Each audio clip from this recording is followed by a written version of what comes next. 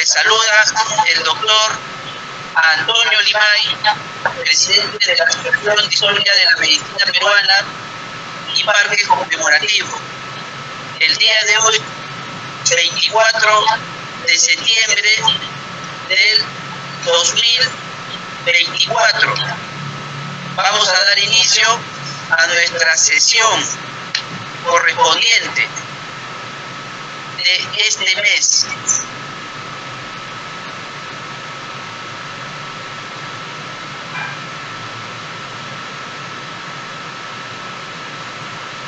Acta número 77 de la sesión 31, sesión extraordinaria, presencial y con plataforma LIN de la Asociación de Historia de la Medicina Peruana y Parques Conmemorativos.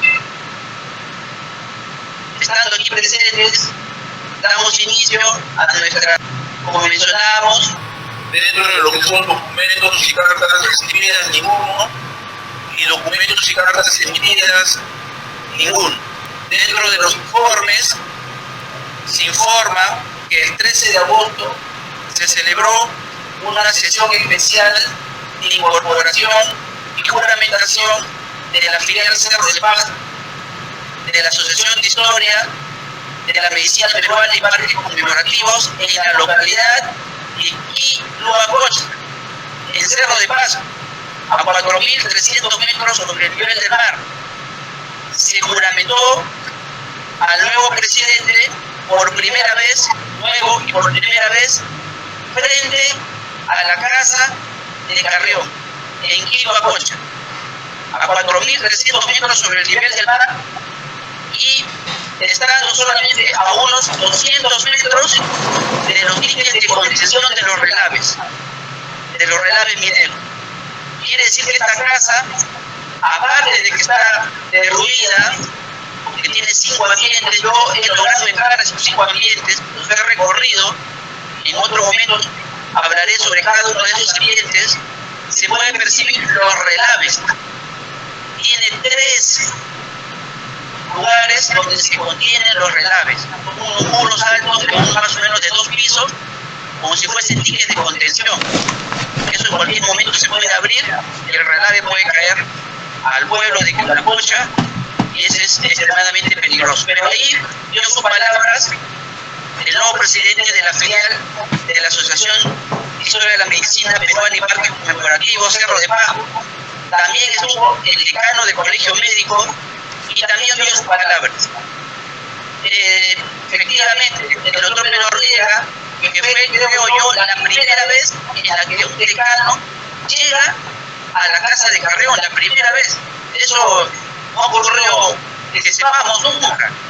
Por eso nuestro agradecimiento al doctor Menorriega López por estar presente en este momento importante, porque en las festividades, en lo que concierne a todo lo que es Daniel Alcides Carrión, todo lo que es la parte de la medicina en general, empieza con el natalicio de Daniel Alcides Carrión, empieza el 13 de agosto. Ahí empieza todo el programa de festividades a lo largo de 2 meses, que acaba en el mes de noviembre. Entonces tenemos agosto, septiembre, octubre y noviembre, 4 meses de una serie de eventos que se inicia con la peregrinación hacia la casa de Carrión todos los 13 de agosto. Eso es lo que deberíamos de hacer, por lo menos nosotros, que nos gusta la medicina, que nos gusta la historia de la medicina, poder estar siquiera una vez en la vida, hacer ese esfuerzo, ese sacrificio de ir a ver la casa de Carrión y poder identificarse con la población, esos niños que están contaminados con metales pesados en sangre. Es nuestra obligación ir. Tenemos que siquiera una vez, así como los musulmanes van a la Meca, en Medina, los peruanos, la parte médica, todas las especialidades tendrían que ir una vez en su vida siquiera a visitar en señal de peregrinación y de sacrificio a ver la casa de Carrión. Entonces eso vamos a hacerlo también para el siguiente año, también vamos a hacer igual. Vamos a tener todas las medidas preventivas del caso para que otros colegas de un poco más de edad de nosotros puedan ir, lógicamente, ir con todos los implementos médicos respectivos. Entre ellos van los medicinos, vamos a ver cómo podemos hacer al respecto. Pero fue algo muy emotivo y muy espectacular, porque el alcalde de Quiolangocha, y es un anexo al distrito de Simón Bolívar, le entregó el expediente completo al alcalde distrital de Simón Bolívar. Y el alcalde distrital de Simón Bolívar se comprometió a colocar la primera piedra en el día de su martirologio, que va a ocurrir ya dentro de unas cuantas semanas. Entonces es un compromiso que está grabado. Yo en el grupo de WhatsApp voy a enviar esas grabaciones para que ustedes puedan escuchar todo el relato completo de cada una de las palabras del decano, de las autoridades y de nosotros también. Es así que se crea la filial de Cerro de Pajo con el objetivo de que sea una entidad que sea el adalid en todo lo que son las cuestiones de Daniel Acides Carrión. Y no solamente, no es exclusivo para los profesionales o los médicos de Cerro de Pajo. Cualquier médico que esté interesado en desarrollar temas de Daniel Acides Carrión puede pertenecer a esta asociación. Entonces pueden afiliarse, vamos a hacer un libro de actas en el cual todas las personas que quieren hablar temas sobre Carrión, temas específicos, vamos a tener una reunión formal con la filial Cerro de Pajo, una reunión virtual de la Junta Directiva para formalizar esto y ser el ente responsable de todo lo que concerniente a Daniel Acides Carrión.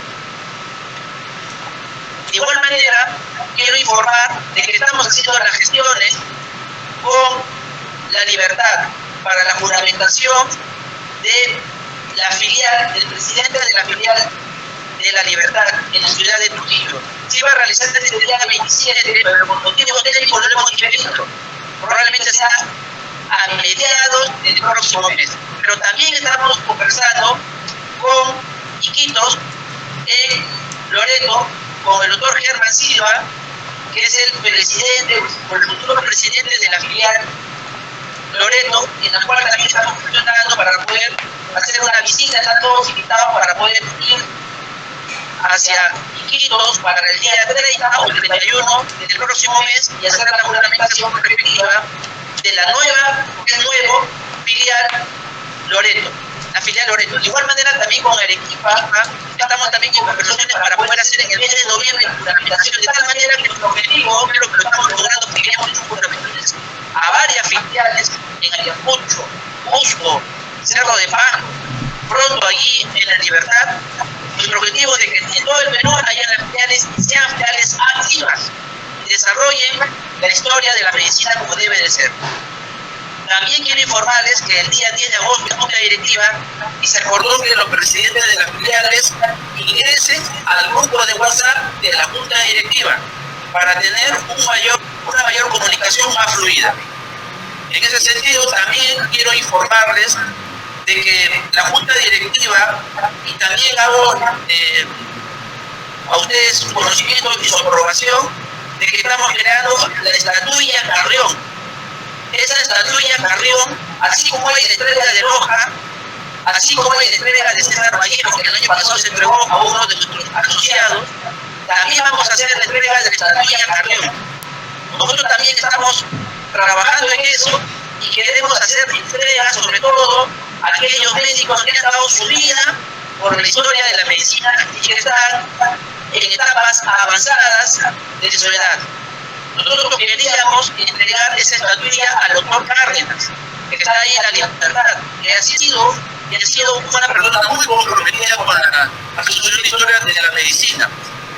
Lamentablemente este 27 no va a poder ser, pero estamos casi seguros que va a ser el próximo mes. Entregaremos su estatuilla y va a ser el primero en entregarse su estatuilla. Entonces, estamos implantando esa modalidad, esas entregas especiales hacia los miembros de la asociación.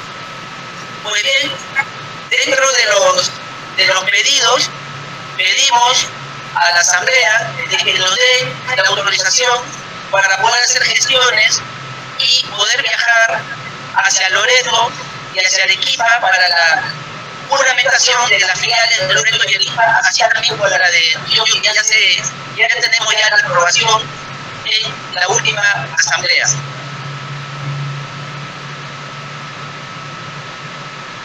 ¿Alguien está con todo lo leído, tiene algo que decir, algo que mencionar, sino para pasar a la orden del día.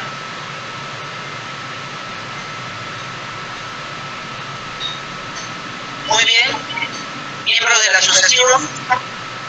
Dicho esto, entonces está dando prácticamente aprobado y no viendo ninguna palabras o opiniones en contra.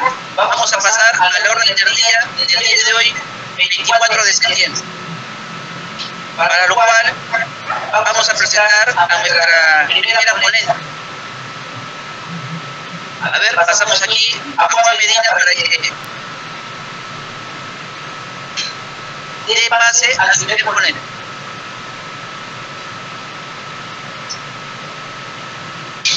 Buenas tardes,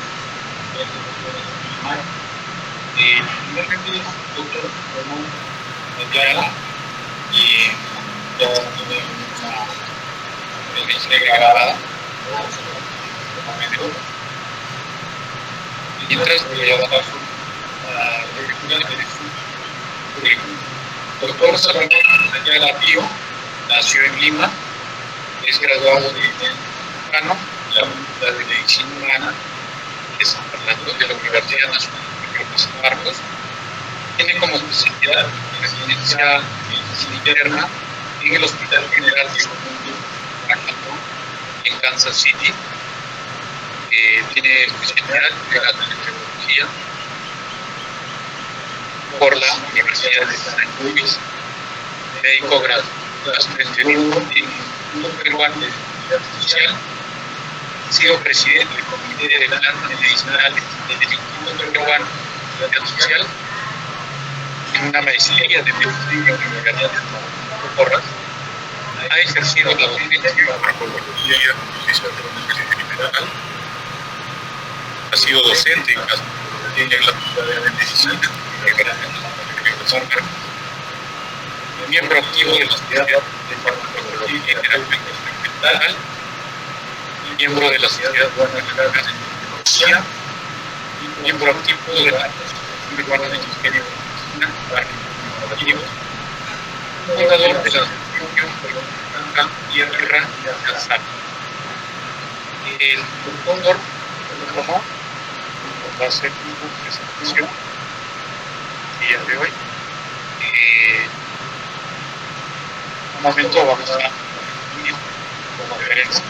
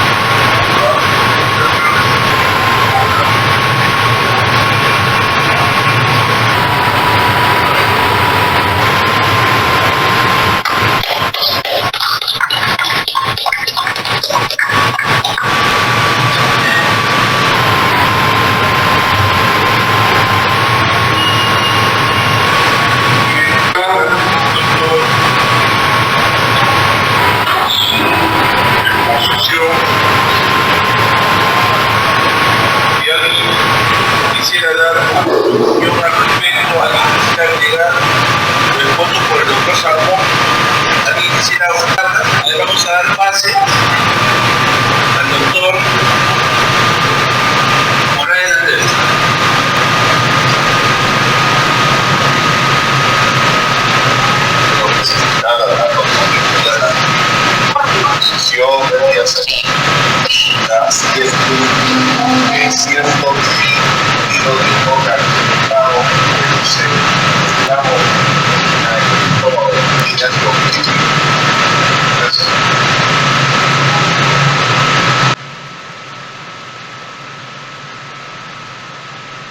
Esa pregunta, a ver si se puede responder el doctor Salmón. Como dijo doctor, Un kilo de coca chachado un kilo de coca chachado produce un gramo de cocaína en el estómago produce un gramo de cocaína en el estómago, que tiene ácido clorhídrico. que tiene ácido clorhídrico, ¿verdadero o falso? A ver, ¿qué dice el doctor Salmón?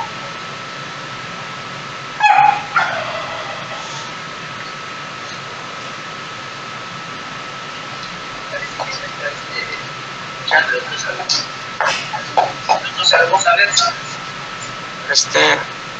Aló. Sí, doctor.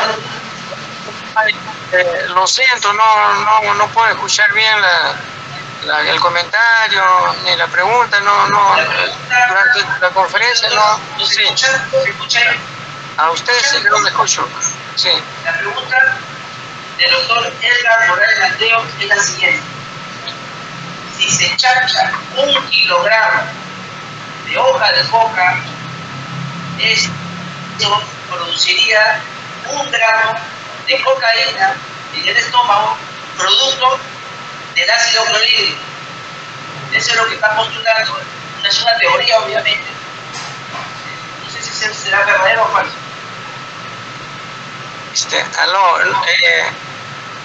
El chachado máximo de los inveterados de la coca era de 100 a 150 gramos diarios. Eso es lo máximo que se daban los grandes coqueros en esa época. Más o menos se calcula de un porcentaje para obtener cocaína de las hojas de coca, de un promedio de 0.5%. Solamente 0.5% de cocaína contendrían las hojas de coca. De tal manera que es imposible chachar un kilogramo. Eso no es un experimento exorbitante, ¿no? El chachado usualmente Es imposible que alguien chache 1 kilo por día. Es algo imposible sobre un ser humano. A lo máximo 150 gramos de chachado diario.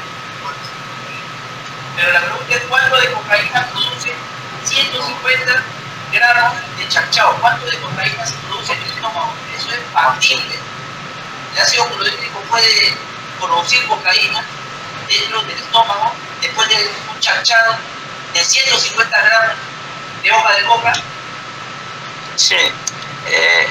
Al chachar, lo usual del chachado de los indígenas era 30, 40, 50 gramos de coca, ¿no? Que lo que producía más o menos una absorción que podría absorber solamente el 80% de los alcaloides contenidos en la coca, ¿no? De los cuales solamente más o menos de alcaloides extraídos eran más o menos 170, 180 miligramos, ¿no? Y de cocaína solamente se obtienen en un chachado de esta categoría 3 a 4 miligramos de cocaína, ¿no? Lo cual da unos niveles de sangre de nanogramos, pero eso es suficiente para tener la acción estimulante,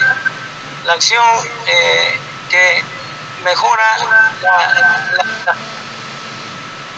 es decir, disminuye la fatiga, disminuye el hambre y lo estimula.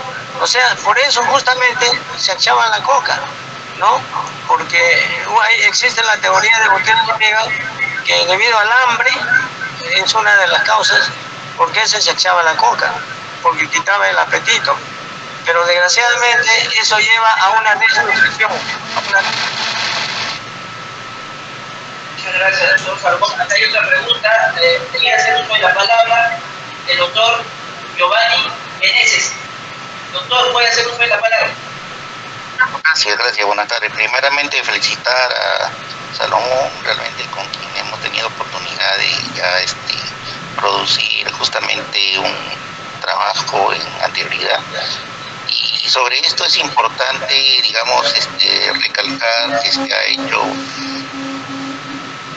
entre los primeros, digamos, comentarios que eran social y antropológico, y luego esto recalca el papel que tuvo Gutiérrez Noriega, Carlos Gutiérrez Noriega, todas las investigaciones que se ha hecho.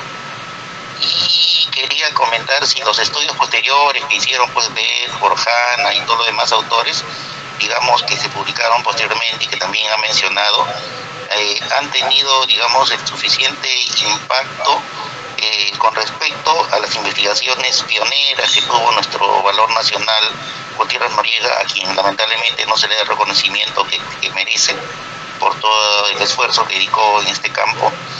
Y si pudiera finalmente, digamos, mencionar, porque los últimos años creo que están haciendo investigaciones más en altura, en Bolivia, ¿no? Una colaboración franco-boliviana, que podría ampliar por ese detalle. Muchas gracias. Efectivamente. A ver, por favor, ¿algo que opinar al respecto? Efectivamente, en los últimos años han tomado la hegemonía de las investigaciones sobre estos efectos fisiológicos, sobre la capacidad de trabajo, sobre el esfuerzo físico. Los investigadores de la Universidad de Claude Bernard de Francia, junto con los de Colombia, con los de Bolivia, en el Instituto de Altura boliviano, estudiado, y a pesar de los intentos que han hecho, han estudiado algo, y parece que han corroborado los estudios de que disminuye la fatiga, disminuye el cansancio, ¿no? De una manera o de otra, con técnicas modernas de fisiología en el hombre. Aunque puedo ilusionar si es que el chachado de coca aumenta la capacidad de trabajo, es decir, no se ha visto una diferencia clara en ese aspecto, pero sí se ha corroborado, como dije, la capacidad que tiene de disminuir la fatiga en el hombre. Doctor Salomón, una pregunta personal. ¿Usted ha llegado a chachar coca? Si la respuesta es sí, ¿cuántos gramos ha chachado de usted? ¿Usted ha llegado a chachar coca?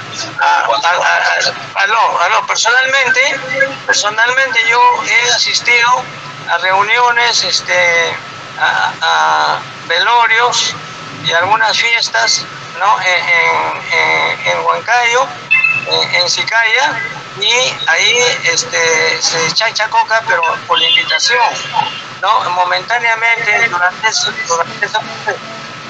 todos estos estudios que se han realizado sobre la coca es en habituados y no habituados. Habituados quiere decir el que chacha todos los días para trabajar. De tal manera que eso es la coca tradicional. Aunque también en coca tradicional el té filtrante de coca, ¿no?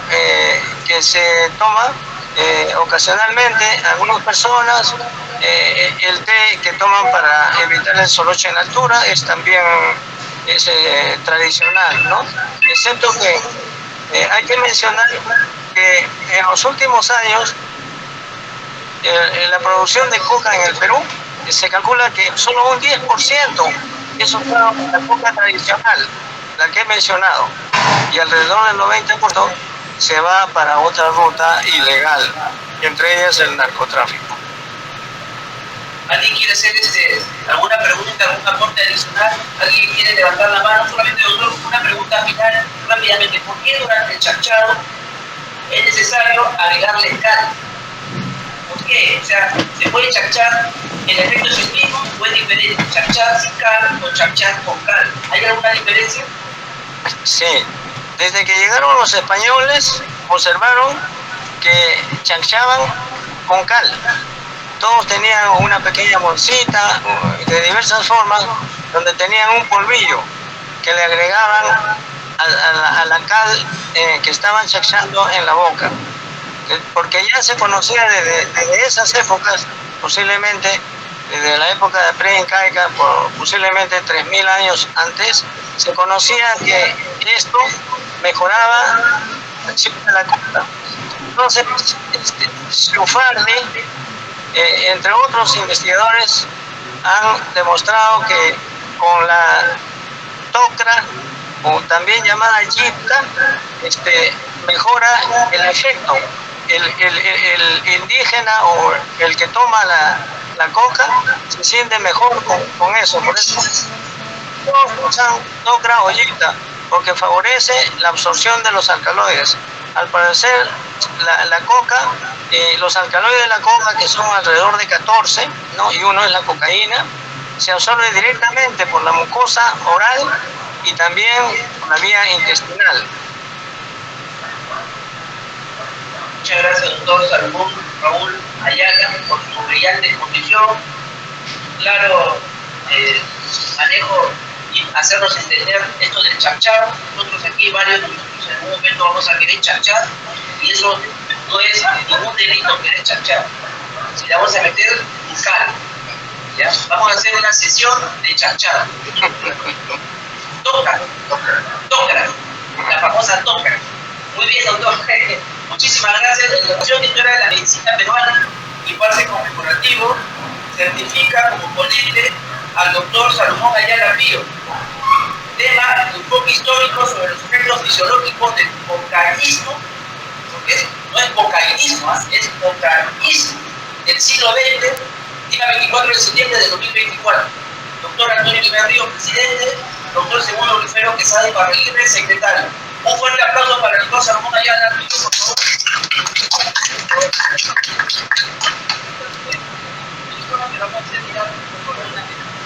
Muy bien, luego de esta interesante presentación, la verdad que nosotros acá estamos muy contentos de siempre estar con ustedes, nos enteramos de estas cosas históricas, aprendemos bastante, es algo muy ilustrativo, es algo que la verdad que nos encanta. Nosotros acá estamos por vocación, y en ese sentido vamos a dar pase a Juan Medina para que dé la presentación del siguiente ponente.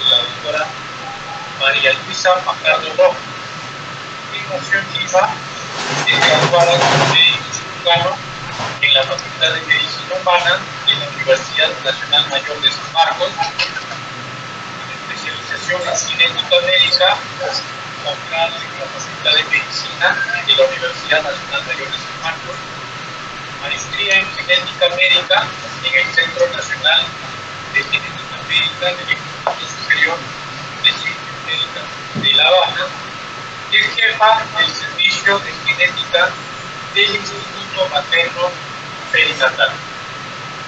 La doctora María Luisa va a brindar en esta oportunidad su ponencia acerca de medicina genómica.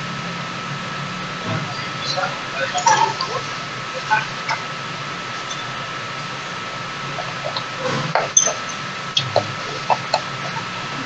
Agradezco a la asociación el poder compartir estos conocimientos con los asociados, ¿no?, de esta prestigiosa institución, en el cual planteo este tema fundamentalmente como una pregunta: ¿medicina genómica presente o futuro? Quiero recalcar acá ya un pensamiento del padre de la medicina, Hipócrates, 460 años antes de Cristo, que ya lo decía. Es más importante conocer al paciente que tiene una enfermedad que la enfermedad que tiene el paciente.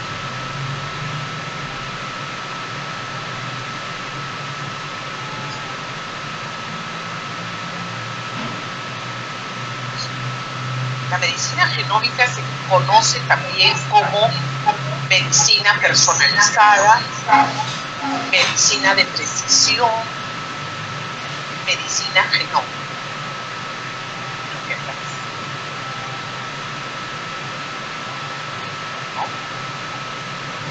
Y tiene el objetivo de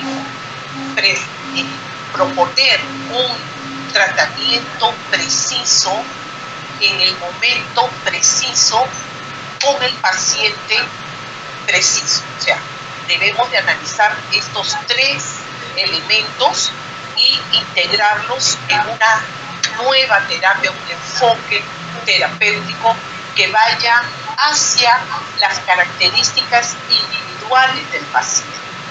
Y entre ellos están unos biomarcadores que ahora vamos a perdón, puede retroceder, no sé si me pueden ir ya, atrás, esta, ok.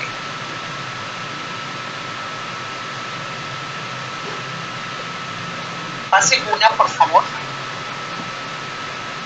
Sí, no da.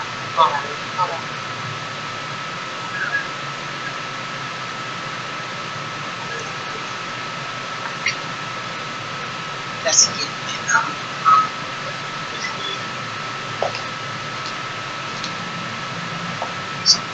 Ellos se lo pasan, tú dices. Siguiente. Dale. Siguiente. Siguiente.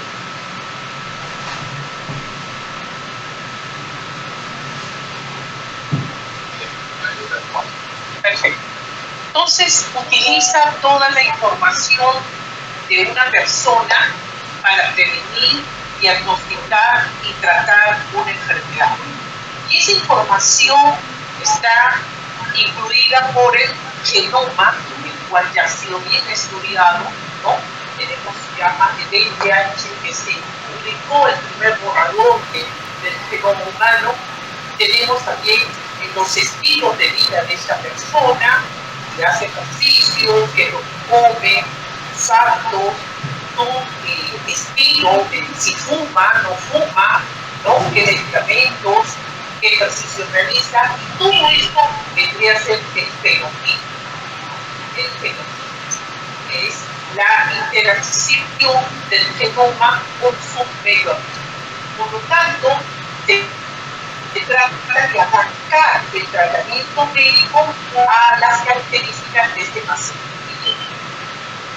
Y eso partió de hace unos años atrás de una publicación de ellos, en la cual se habló de que la medicina estaba siendo imprecisa.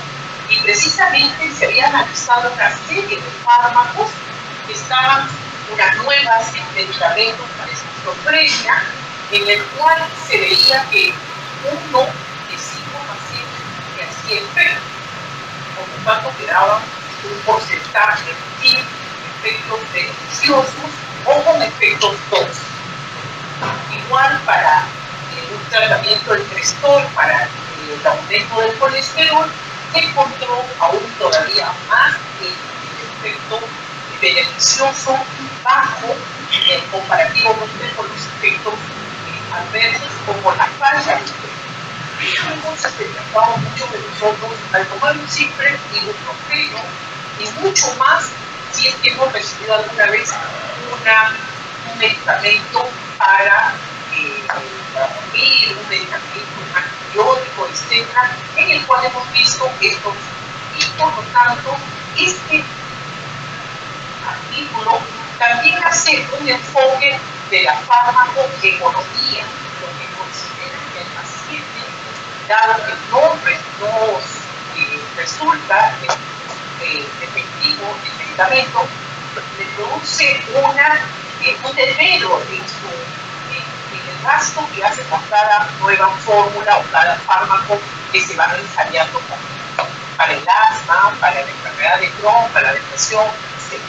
Entonces, esto que ya estaba publicado hace unos años, yo empezó siguiente a plantear de que deberíamos de tener biomarcadores que deberían de estar presentes en el conocimiento de este paciente y que, por supuesto, si una enfermedad es heterogénea, es compleja, tiene factores genéticos, factores ambientales, deberíamos también tomar en cuenta esa droga que al metabolizarse podría haber factores genéticos que hacen metabolizadores rápidos o metabolizadores de problemas con las enzimas transportadoras, con los receptores y en sí interacciones que hacen la droga al introducirse por lo tanto, estos aspectos no se habían tomado en cuenta, ¿no?, hace 2 años, ¿no? Por eso que se cambió una medicina personalizada.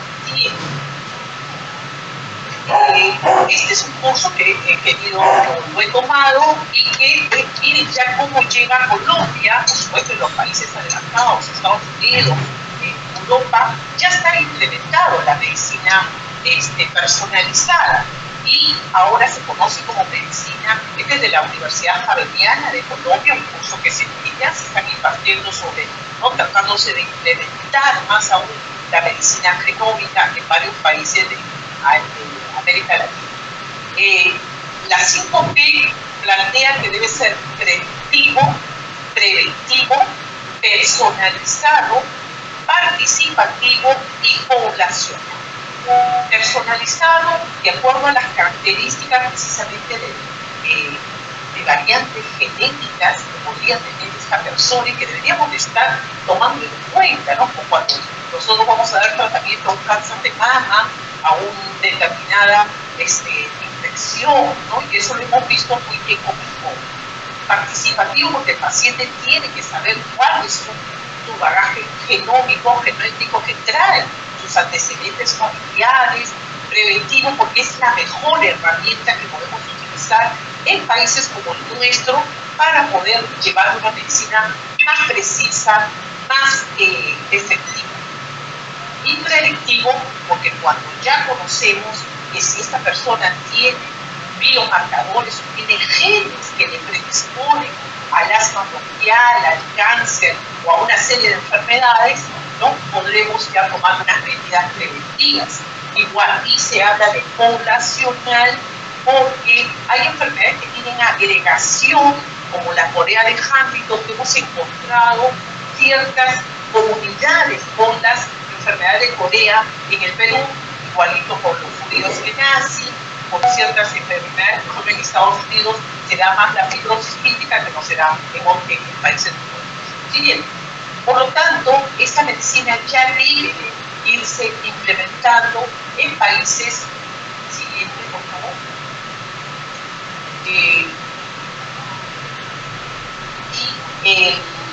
El enfoque anterior, por favor, ha partido de la farmacogenética, en el cual hemos podido ver que hay buenos respondedores al fármaco, parcialmente responden, no responden, y otros que tienen reacciones adversas severas.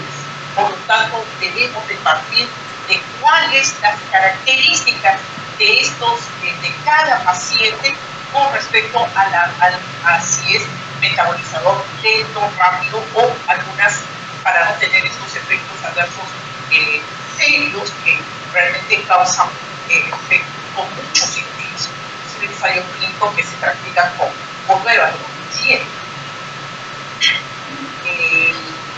Por lo tanto, esto da origen a que tengamos en cuenta una interacción entre la molécula, entre el ADN de este paciente, ¿no?, las vitaminas y los estilos de vida y el medio ambiente. Ya tenemos una biodata y por supuesto que cuando ya se lanzó el primer borrador en el 2013 terminó el genoma humano, ya tenemos conocimiento de lo que es la secuencia del genoma y que da origen a esta medicina ya desde el 2003, hablamos más de 20 años, de esa medicina personalizada y de precisión. ¿Sí?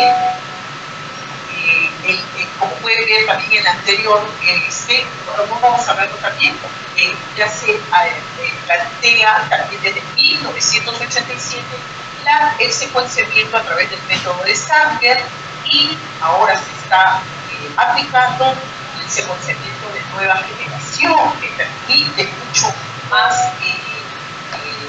posibilidad de hacer el secuenciamiento con menos tiempo y mayor información. Y miren ustedes cómo ha podido bajar el precio, que ahora estamos enviando más o menos 1.800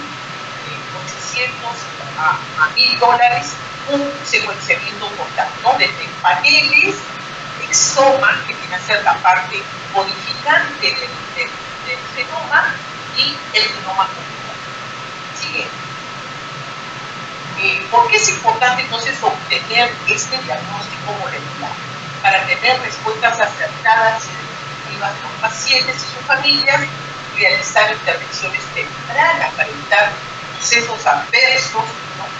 Que muchas veces llegan a la muerte del paciente, acceder a terapias efectivas desarrolladas para tratar adecuadamente el defecto molecular causante de la enfermedad, planear en el futuro basado en la información del pronóstico y historia de la enfermedad, habilitar al consejo genético, si bien somos pocos genetistas que trabajamos en ello, pero debemos darle esa posibilidad también de planear su familia, de proyectar, ¿no? Porque hay una consejería pre-implantacional,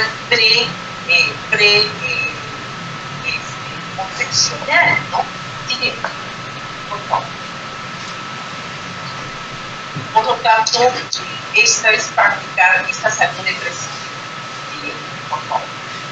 Entonces, la medicina genómica, si bien vamos a ver cuánto ya estamos haciendo nosotros en el Perú, hacemos diagnóstico prenatal. El doctor Limay es uno de los que trabaja en medicina fetal y hace unos diagnósticos muy certeros, muy precisos sobre anomalías congénitas, genéticas y que permite ya, y eso está bastante bien adelantado, tenemos diagnósticos preimplantacionales con una serie de instituciones que hacen cada vez con mayor amplitud los diagnósticos preimplantacionales, ¿no?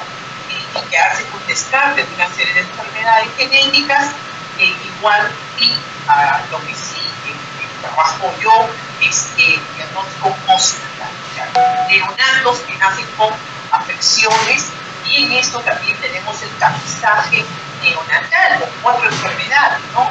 Fenilcetonuria, fibrosis quística, hipotiroidismo y displasia suprarrenal. Entonces, ya estamos acercándonos a la medicina genómica, no faltaría, por supuesto, con estudios más moleculares, con implementación, el estudio de forma. Entonces, miren una de las aplicaciones en el 2020, cómo tuvieron causas monogénicas que explican por qué tuvieron pacientes susceptibles y otros resistentes al COVID. Eso perfectamente, pero no afectados, resistentes a la infección, asintomáticos, sintomáticos y otros que fallecen. Está bastante bien, importa la información, ¿no? De la parte genética. Bueno, la historia de la genética que parte de Mendel en 1965 ha avanzado de una manera que ha permitido un conocimiento amplio. Miren, Watson en 1953 ya da la descripción de la WMC, pasa por Sanger en 1987, por ahí hecho un PCR, que ya también tenemos nosotros conocimiento de qué cosa ha sido el PCR con los análisis que teníamos que hacer por el COVID, el planeamiento del genoma humano, que vuelvo a repetir, se terminó en el 2003, y mientras arriba ven ustedes el avance de la genética hasta nuestros tiempos, por la parte inferior ven el avance de la biotecnología, en la cual desde la penicilina, desde el tiempo de la de la cerveza, de la fermentación, en la cual ya en tiempos ancestrales, hasta nuestro tiempo con la insulina recombinante, los anticuerpos monoclonales, el interferón, toda la tecnología que inclusive incluye las clonaciones, las manipulaciones genéticas. Y bien, por lo tanto estamos viviendo ahora, siguiente, el avance tecnológico que hace muy deprisa y que nos está cada vez dando mayor información con una gran capacidad, que es la bioinformática, ¿no? Como para el estudio de daños. Y ahora tenemos una Big Data, el cual permite ya tener toda esta información que se analiza, se interpreta. ¿Sí? Por favor. Por lo tanto, estamos viviendo un auge del estudio que todo se publicó en 2003 y que siguiente, acá hay que tomar en cuenta que nos hace diferente entre dos seres humanos solo el 0.1%. Por lo tanto, todo lo que hemos planteado con respecto a razas, a color, de piel, todo va por el, ¿no? Porque los individuos, todos los seres humanos somos iguales desde el punto de vista genético. Miren que bien se ha mapeado en cada uno, como el BRCA, una serie de morfismos, ¿no? de variantes genéticas que tenemos todas las personas que lo pueden hacer susceptibles a la diabetes, a la obesidad, a la hipertensión, al asma y a una serie de enfermedades. Por supuesto que las que mejor han sido estudiadas son las enfermedades monogénicas. ¿Qué quiere decir? Aquellas que se deben a la mutación de un solo gen. Y estas son las que precisamente han experimentado mayor avance en el estudio y en la terapia genética. Bien. Entonces, acá tenemos, esta es una publicación hace 2 años, el cual se terminó, ¿no? y que da mucha más información del genoma, el Science del año hace por favor.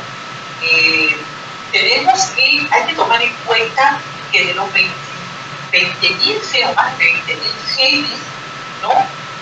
Solo esto ocupa solo el 2% del genoma. Todavía tenemos un 98% que es ADN intergénico, o sea, no son genes, y que muchos de ellos son secuencias repetitivas, por lo tanto nos falta aún interpretar, ¿no? Y sabemos bien que esto regulan la zona de los genes, ¿no? De la expresión.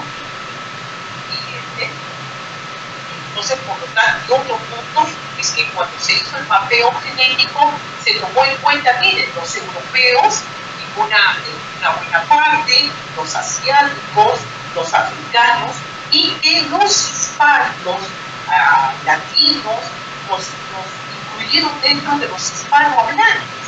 Eso sería desde México hasta Chile.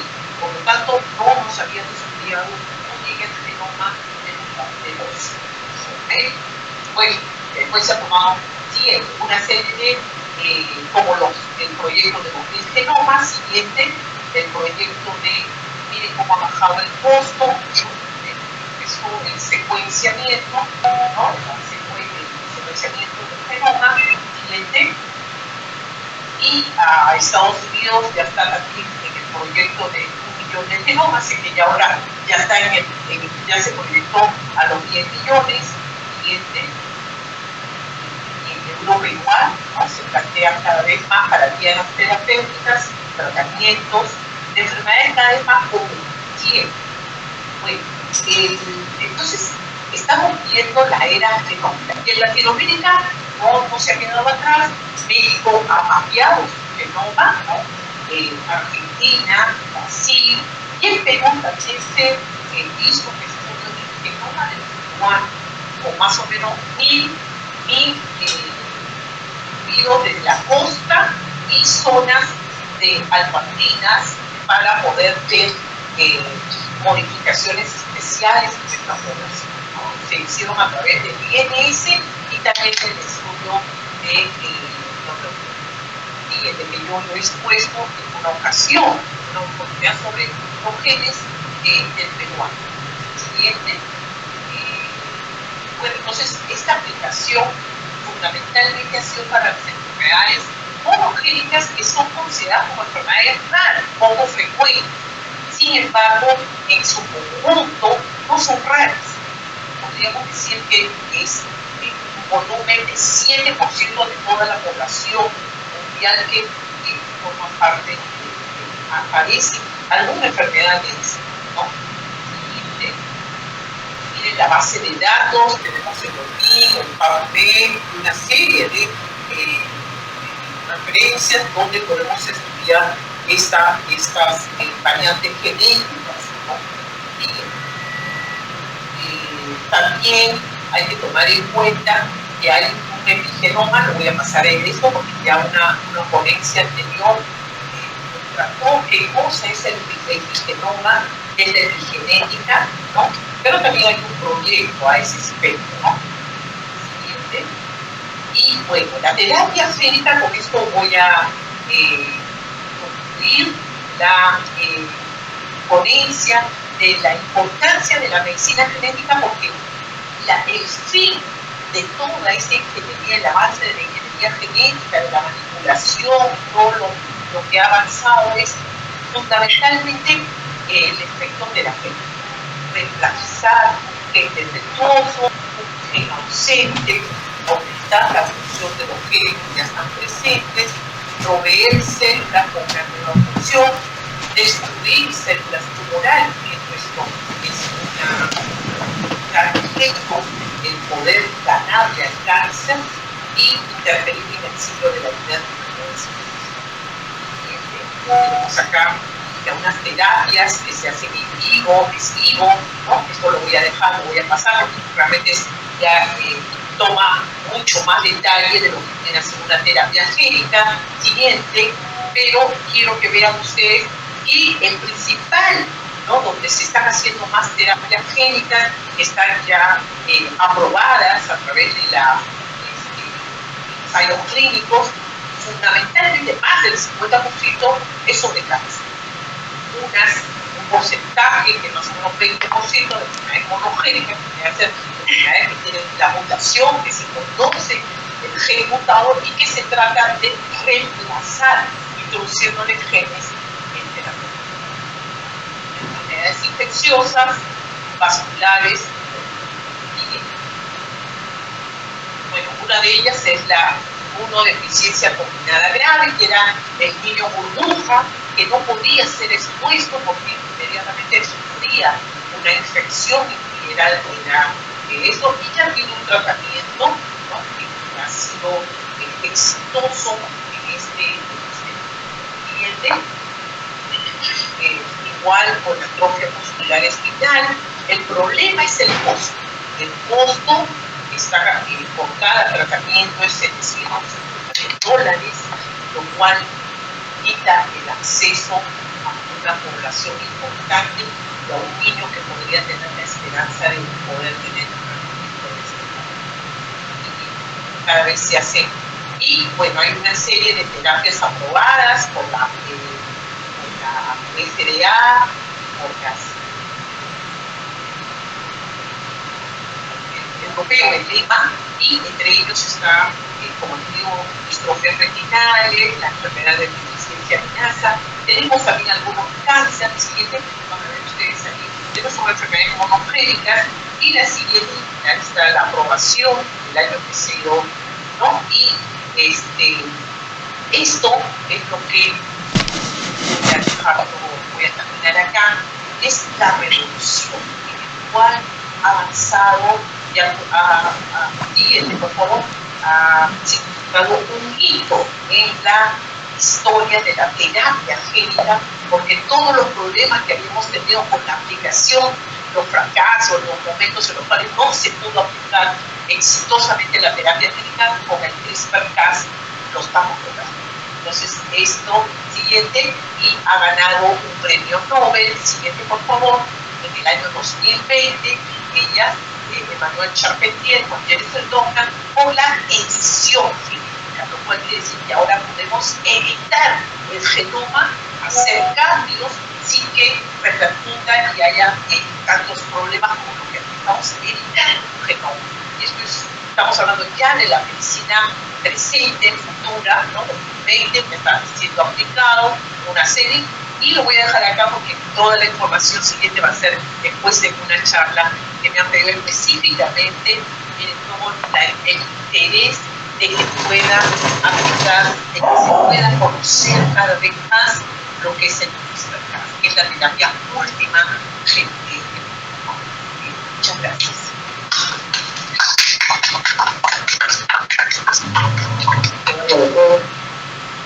Felicitaciones por una brillante presentación.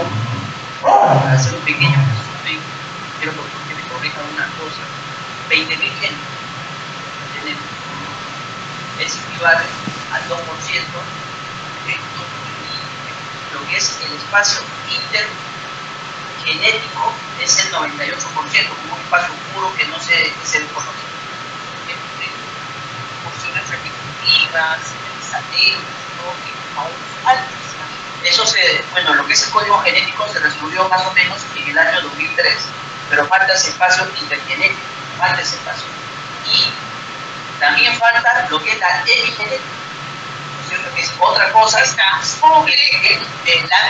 que ya lo habló la doctora Marcher en anteriores presentaciones. Quisiera por favor que me pudiese explicar un poco, usted mencionó del código genético de los peruanos, ¿no? Que en algunas zonas son diferentes. Los chachapoyas son diferentes porque tienen algunos códigos genéticos que son diferentes. Tal es así que los colonistas españoles cuando venían decían que los chachapoyas eran más blancos que esa de León, por ejemplo, decía. Se decía, por ejemplo, que la mamá de Huayna Cápac era chachapoya, por eso Huayna Cápac le decían el Inca blanco. Entonces hay ciertos rasgos genéticos diferentes en algunas poblaciones peruanas. Se estudió los uros en el lago Titicaca y se pensó de que esos habitantes eran más que nada comerciales, que no realmente correspondían a los verdaderos uros. Sin embargo, cuando se le hizo el estudio genético de personas mayores, ¿no? Que habían habitado por muchos años en eso, sí se encontró que correspondían a los uros, ¿no? Igual a las otras que permiten, inclusive hay un estudio que lo acabo de presentar hace poco, que se encontró el gen que viene a ser de la diabetes en el peruano, ¿no? que nos hace susceptible de desarrollar diabetes en determinada población, ¿no? Igual con otras enfermedades. Eso es importante conocer nuestro propio genoma para vernos, ¿no? Y que creo que ahora el reto también es ver con respecto a la vida. Nosotros queremos que nuestros médicos vivan más años, para que escriban más libros. Bien, a los 150 años. ¿La terapia génica puede resolver eso? Está haciendo las últimas investigaciones con respecto al envejecimiento. ¿De qué forma podemos aumentar o disminuir el acortamiento del telómero, ¿no?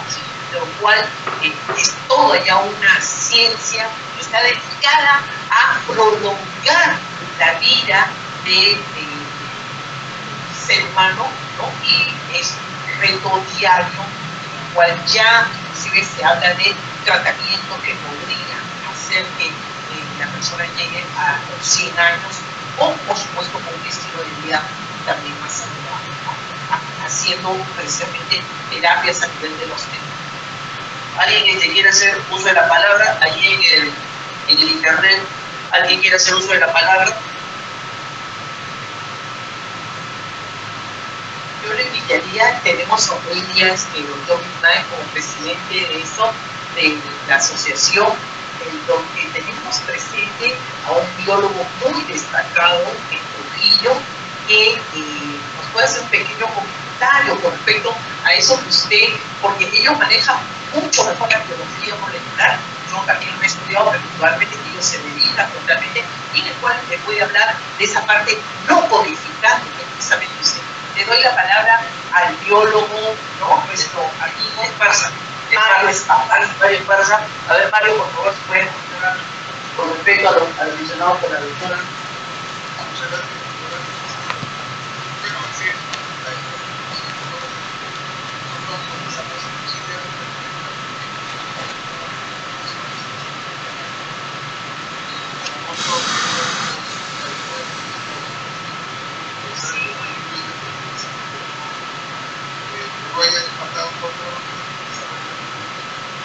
Ese 98.5% del 50%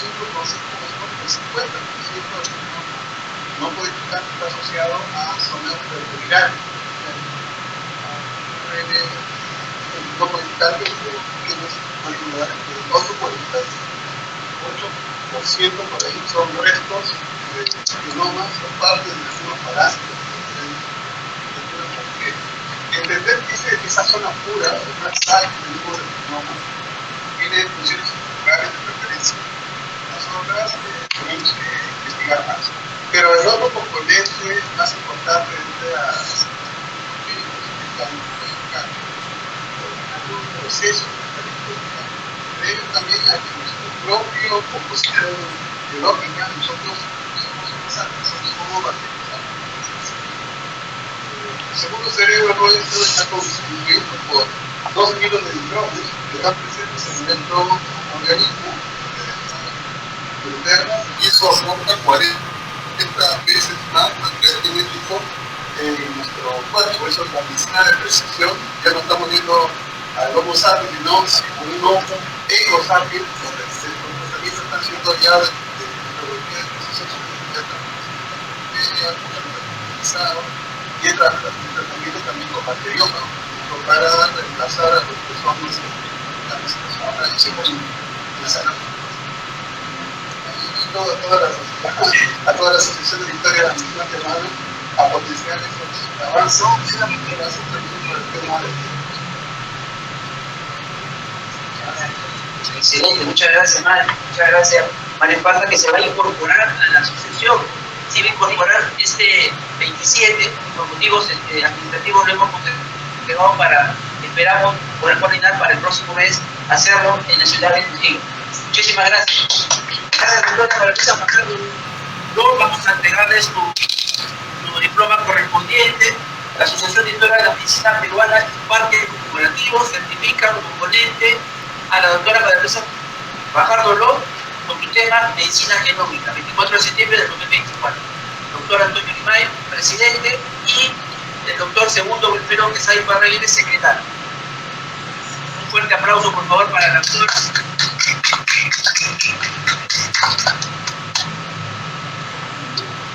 Muchas gracias. A continuación, damos paso mejor para nuestro tercer ponente del día de hoy.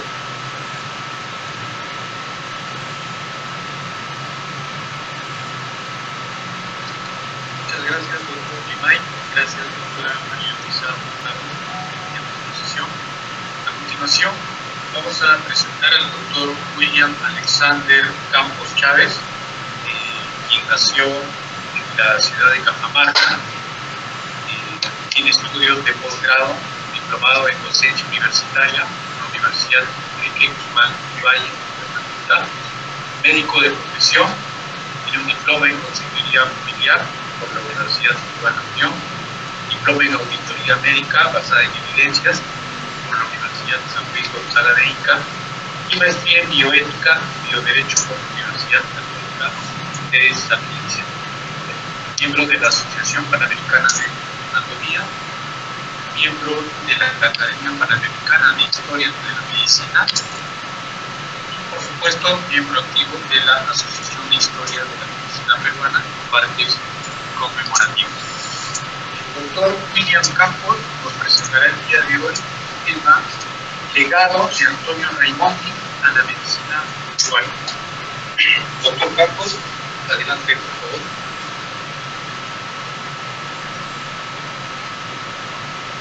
Buenas noches.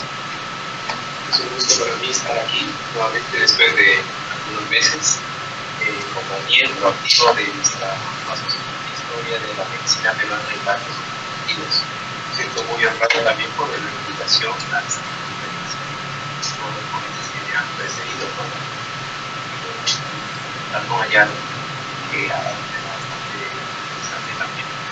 Y hoy les traigo un tema que justamente este mes celebramos el mes de Raimundo, porque el jueves pasado, el 19 de septiembre, se ha conmemorado el natalicio de Antonio Raimondi, que se ha celebrado y ha habido algunos festejos bastante importantes, inclusive así en Perú, por parte de la colonia italiana, y valió la pena traer este tema que vengo trabajando, así que es un negocio que voy a presentar en esta ocasión.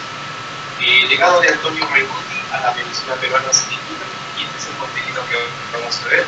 Primero, los antecedentes históricos de cómo es que se desarrolla la vida de Antonio Raimondi hasta venir a nuestro país. Luego veremos cuál era el contexto de la medicina peruana en ese momento y veremos algunos personajes que seguramente se van a sorprender que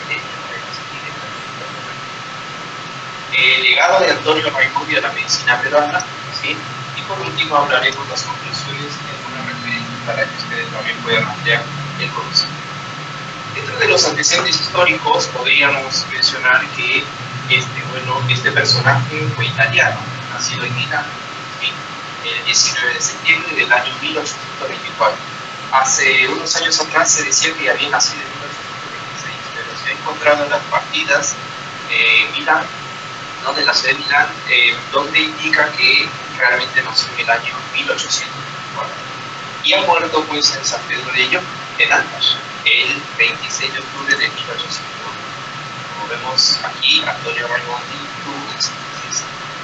Lo que llama la atención es que nunca regresó a Italia. Vino a Perú, pero jamás regresó a Italia, ni siquiera a visitar a su familia.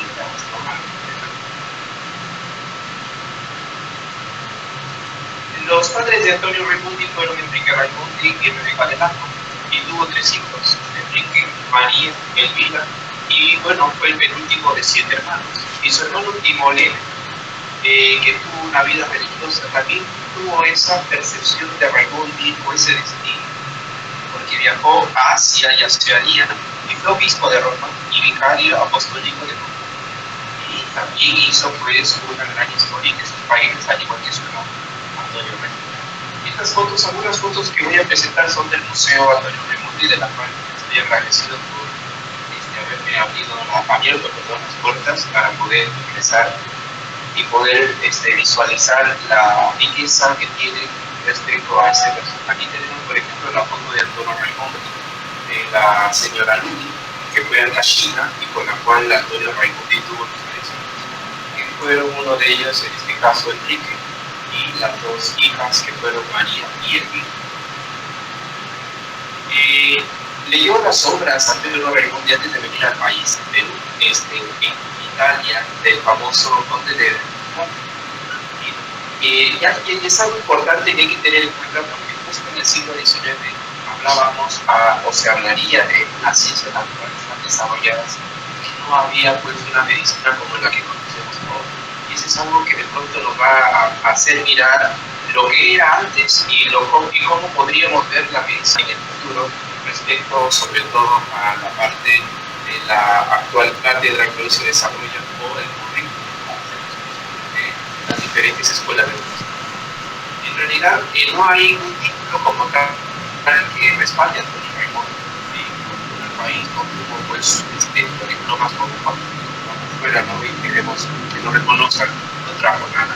Sin embargo, hay evidencias, ¿no?, donde él hizo sus estudios sobre historia natural gracias a Conde de Buffon, también sobre especialidades de química, botánica, geología, y en su juventud visitó museos de zoológicos y también jardines botánicos de Europa, y en el año 1843 escribió un manuscrito titulado Química de 200 páginas de análisis, que serían técnicas químicas, y eso lo hizo a los 19 años. Tenemos una fotografía de Conde de Buffon, que es un libro que se leía generalmente en el siglo XIX. Es como hablar, por ejemplo, en el medievo, hablar de medicina, leer Galeno, ¿cierto? todos los médicos de esa época para que el profesional de la medicina pueda luego recibir. Ocurrió algo importante recordar en el Jardín Botánico de Milán, donde Antonio Raimondi visitaba y vio pues que estaban en este caso podando, ¿no?, el famoso cactus que había llegado a Milán, un cactus ya bastante enorme, y él ya estaba pensando en hacer expediciones en América, pero aún no decidía en qué país. Y cuando vio la fundación o la mutilación de cactus peruvianos, dijo, listo, voy a ir a Perú. Y fue que decidió ir a Perú, para poder, en este caso, participar de todas las aventuras que ya nosotros conocemos. Aquí vemos de que, previo a su llegada al país, también participó en protestas de la unificación italiana por uso de la Unión. Y justo al siguiente año, en 1849, parte de Génova, Italia, en el bergantín francés llamado Ligus, hace una pequeña escala en enero de 1850 y luego zarpa con destino a Perú con su amigo Alejandro Arrigo. Y tenemos un ejemplar de famosos cactus peruvianos que viven en la Serranía de nuestro país. Y esta impresionante cactus, cuando Raimondi vino, lo describió tal como lo había visto en el zoológico de Milán.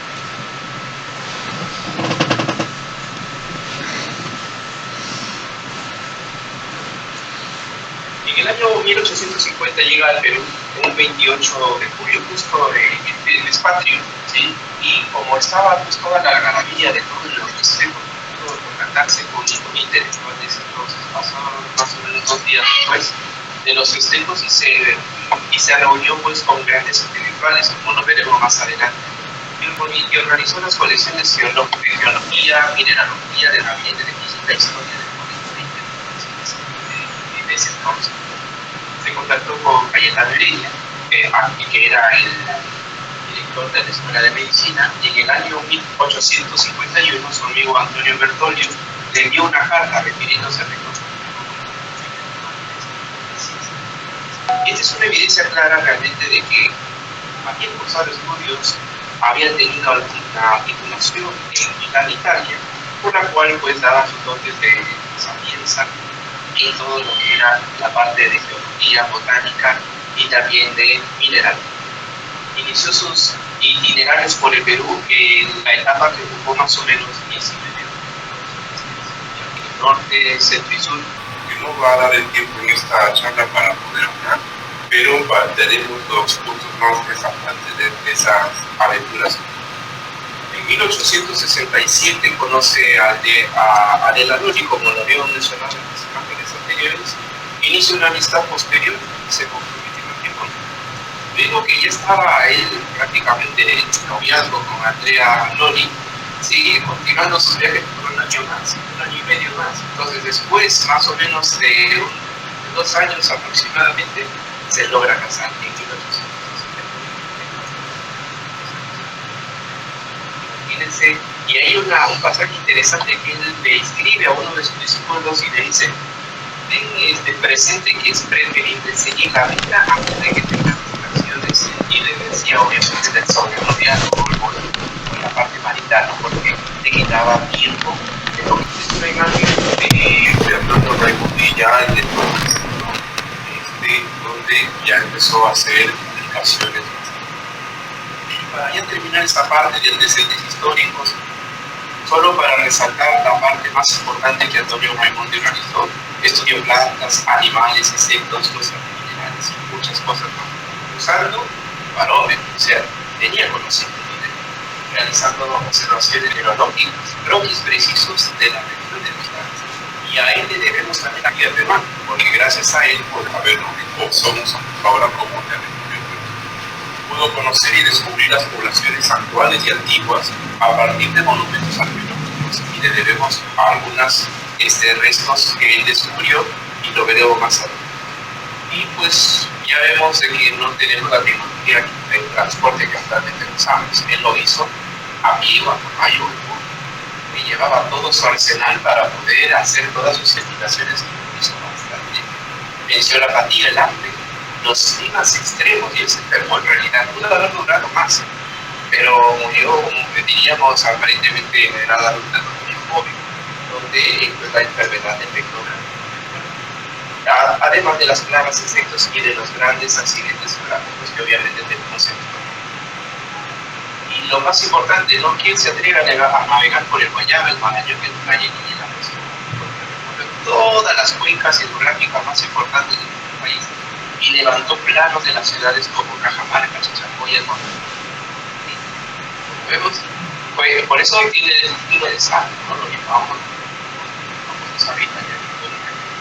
Esta foto la tomé en el Museo de Antonio Raimondi, donde este tablero es el pupitre que él transportaba en su mundo, que tenía obviamente sus compañeros de viaje. Y este es el pupitre donde él transportaba, y vamos a ver más adelante algunas imágenes más donde manejaba sus acuarelas, su microscopio, llevaba todo el equipamiento y montaba su campamento y empezaba a hacer todos sus descubrimientos.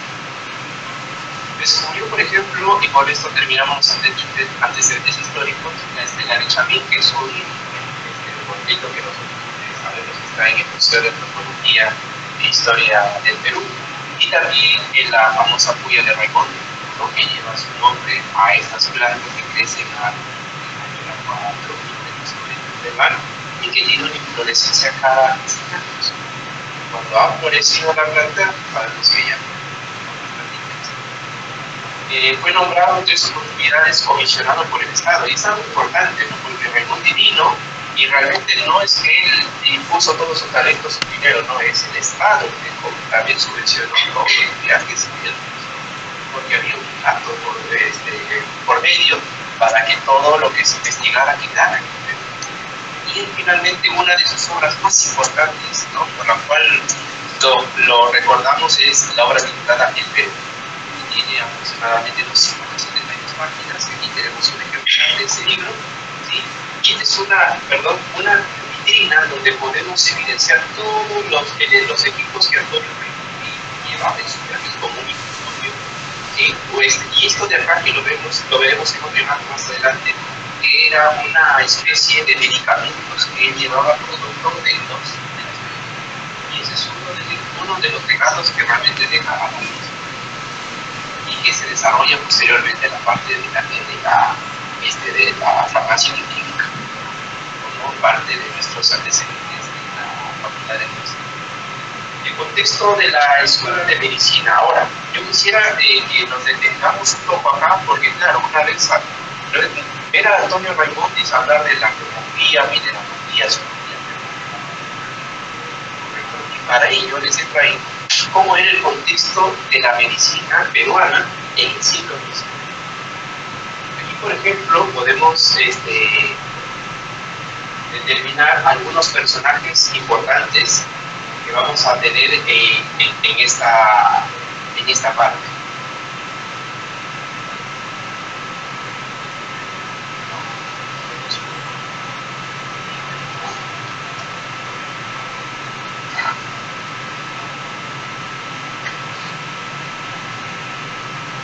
Ahí está.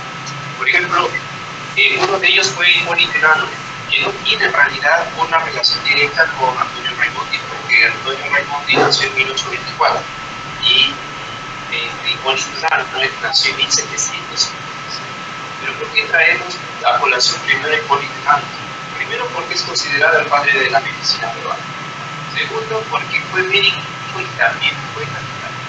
Quiere decir que el padre de la medicina lo fundó. En este caso, la escuela de medicina tenía un enfoque de ciencia.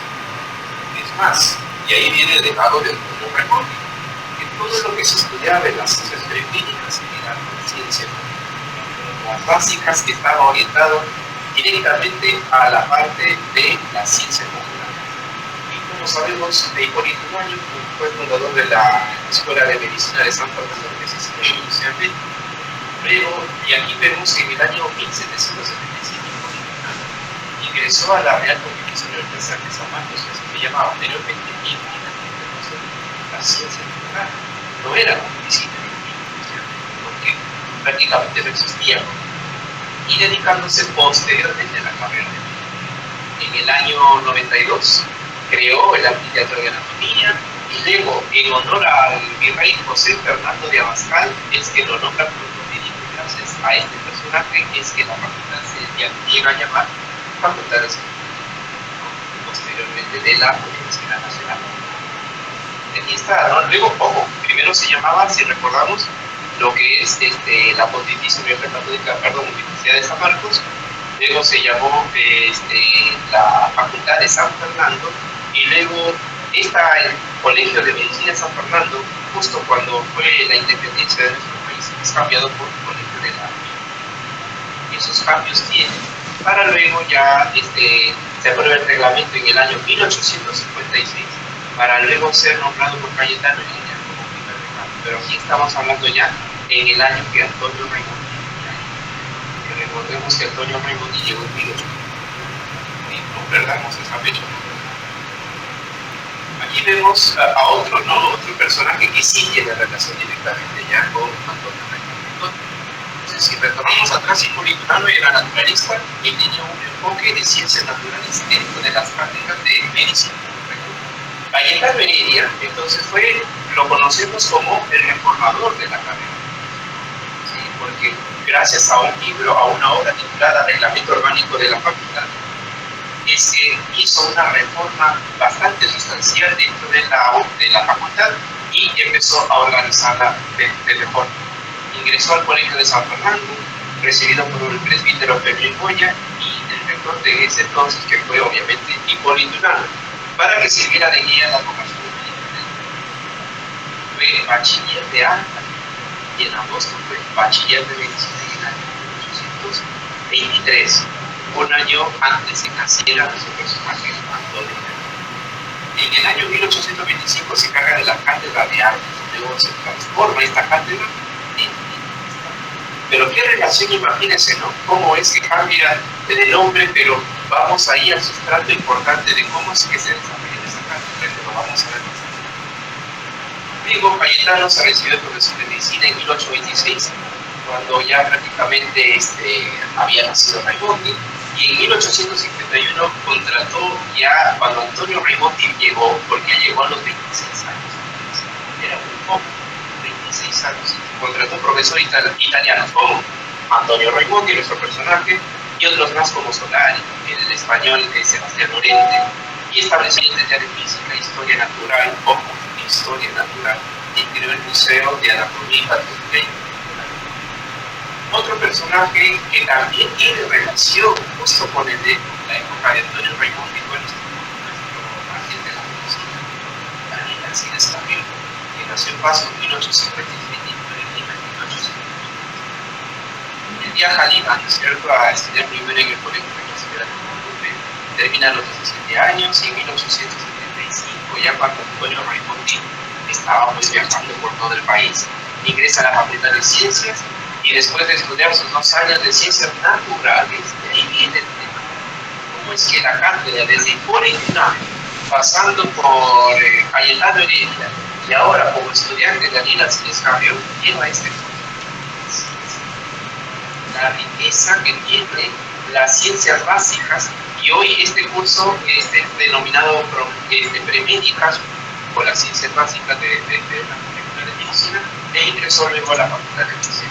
Esto ya lo sabemos, ¿no? Luego él participó en la guerra con Perú-Chile, inclusive cuando Antonio Raimondi estuvo en el país, presenció la guerra de Perú-Chile, la ocupación chilena, y es más, hasta tuvo que él guardar toda su colección para evitar que los chilenos pues pudieran robar o llevar.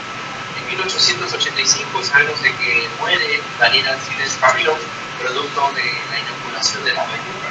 Y lo que sí, la otra población es aparte importante, ¿no? Que antes de que él se inocule, viaja él a Matucana, aquí a la Sierra Central, a la región de Lima todavía, Matucana, Tornamesa y Cusanitos, para recoger hierbas, piel de gato, suelda por suelda, para reducir la fiebre de los enfermos. ¿Y de dónde lo aprendió? Si no es de otro, de la cátedra de ciencia natural. ¿Y quién era el catedrático o profesor? Nada más y nada menos que uno de sus discípulos que lo vemos a continuación. Miguel de Fernández Colunga dio un tema en la Academia Panamericana la Academia Panamericana de Historia de la Medicina en Bolivia en el año 2022. Y hablé de este personaje. Algún día, si gusta, podríamos hablar también sobre él. Él sí fue médico, estudió medicina y a los 17 años en el Colegio Independencia, y Antonio Raimondi, cuando conoce, por ejemplo, a sus hijos, tenía Antonio Raimondi 29, 17, 29 prácticamente jóvenes, ¿no? En el 56 continúa sus estudios en la reposada Facultad de Medicina por el doctor Cayetano Heredia. Se graduó de bachiller a los 24 años, siendo el doctor de los Ríos. Y tenemos otros personajes que por el tiempo no nos va a dar la colación hablar de ellos. Así que yo creo que el título de doctor y recién graduado pero decidió dedicarse a la docencia, porque siguiendo los pasos de su, en este caso, tutor, que fue Antonio Raimondi, que ya en ese tiempo tenía 36. En 1866 se desempeñó como catedrático Miguel de Colunga para desarrollar las materias de anatomía, fisiología general, zoología y antropología. Y es un curso, por ejemplo, que ya nos enseña, pero hay facultades de medicina o escuelas de medicina que enseñan antropología médica, sociología médica, hasta ecología médica. Interesante, ¿no? Que nos hace pensar realmente que eso es un valor agregado dentro de las carreras humanísticas para el estudiante. En 1868 formó parte de la comisión inspectora del famoso Jardín Botánico gracias a él. Y también cuando Antonio Raimondi renuncia a la cátedra, que luego lo veremos, que es la cátedra de Historia Natural Médica, ocupa el cargo de manera interina y años ya se vuelve y ya para ir veremos ahora el legado de